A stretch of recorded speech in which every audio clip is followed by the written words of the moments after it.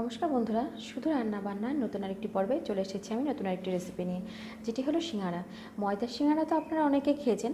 আজকে আমি আপনাদের সুজির তৈরি সিঙ্গারা করে দেখাবো। কি করে সুজির সিঙ্গারা তৈরি করতে হয় সেটা দেখাবো। তার জন্য প্রথমে আমি 2 কাপ সুজি নিয়ে নিয়েছি। এবার এর মধ্যে আমি দিয়ে দিলাম অল্প একটু লবণ, দিয়ে দিলাম একটু তেল। যেভাবে ময়দা ময়াম দেওয়া হয় আমি সেভাবে সুজিটাকে একটু ময়াম দিয়ে নেব।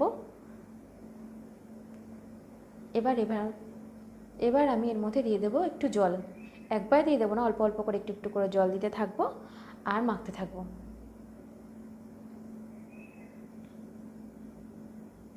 এটাকে আমি খুব ভালো করে ঠেসে ঠেসে মেখে নেব। একদম শক্ত করব না, একটু নরম রাখবো। এবার কিছুক্ষণের জন্য আধ ঘন্টার জন্য আমি ঢেকে রাখলাম এটা। এবার আমি এর মধ্যে দিয়ে দেবো বাদাম, বাদাম নিয়ে নিয়েছি আমি, যেটা আমি শুকনো খোলায় একটু রোস্ট করে নেব। আলু নিয়ে নিয়েছি আমি 3টে আলু, যেটা আমি 2টো সিটি মেরে সেদ্ধ করে নিয়েছি। এবার এই খোসা শুদ্ধ আলুটাকে আমি একটু ম্যাশ করে নিলাম। তেল নিয়ে নিয়েছি আমি সর্ষের তেল, ওর মধ্যে দিয়ে দিলাম আমি 5 ফোড়ন 1 চামচ মতো, আর দিয়ে দেবো 2টো শুকনো লঙ্কা, যেটা আমি ছোটো ছোটো টুকরো করে দিয়ে দেবো।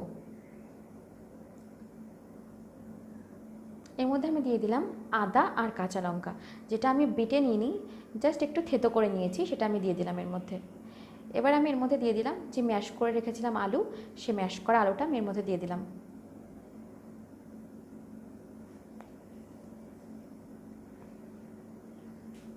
এবার এটাকে নেড়ে চেড়ে ভালো করে তরকারিটা বানিয়ে নিতে হবে। এবার আমি বাদাম রোস্ট করে রেখেছিলাম, সেই বাদামগুলো দিয়ে দিলাম। লবণ দিয়ে দিলাম 1 চামচ,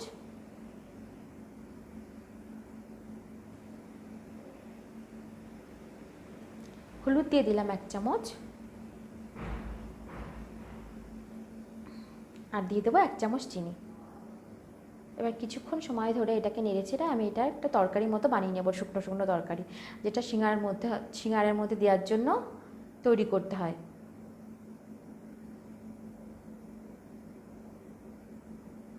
তৈরি হয়ে গেছে আমার সিঙ্গারার তরকারি।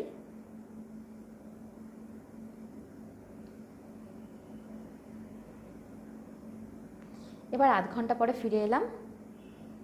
দেখুন এটা মাখার পরে এরকম হচ্ছে। এটা না খুব ভালো করে মাখতে হবে, যদি একটু কম মাখা হয় না এটা অতটা ভালো লাগে না খেতে, রাফ রাফ লাগে খেতে। আর যত ভালো করে মাখা হবে এটা ক্রিস্পি, ভীষণই ক্রিস্পি হয় খেতে, খুবই ভালো লাগে খেতে।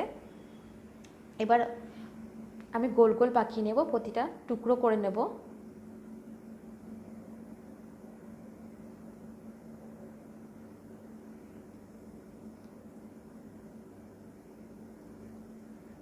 এবার দেখুন, এবার আমি একটু বেলে নেব এটা।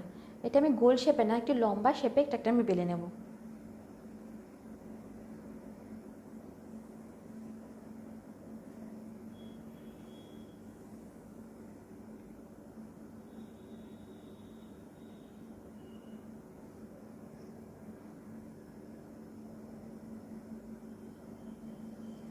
এবার আমি এটা মাঝখান থেকে একটু কেটে নেব। এবার 2টো টুকরো হয়ে গেল। এবার আমি যে লম্বা দিকটা থাকবে সেই লম্বা দিকটাকে আমি ফোল্ড করে, দেখুন পুরো ফোল্ড করে ভাঁজ করে নিলাম, নিয়ে মুখটা আটকে দিলাম, দিয়ে একটা পকেট মতো তৈরি করে নিলাম। এবার ওই পকেটের মধ্যে এবার আমি তরকারিটা ভরে দেব।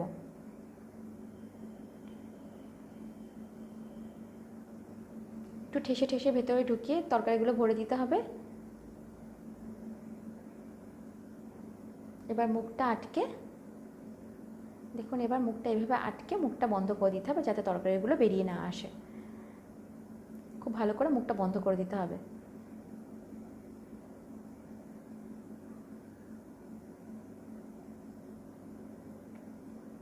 এইভাবেই আমি প্রতিটা সিঙ্গারা তৈরি করে নেব। এবারে আমি ফ্রাইং প্যানে তেল নিয়ে নিয়েছি সিঙ্গারাগুলো ভাজার জন্য। তেল আমি খুব একটা হিট করিনি, তেলটা হালকা হালকা গরম হতেই আমি এর মধ্যে সিঙ্গারাগুলো দিয়ে দিলাম। মিডিয়াম আঁচে আমি এগুলোকে লালচে করে ভেজে নেব।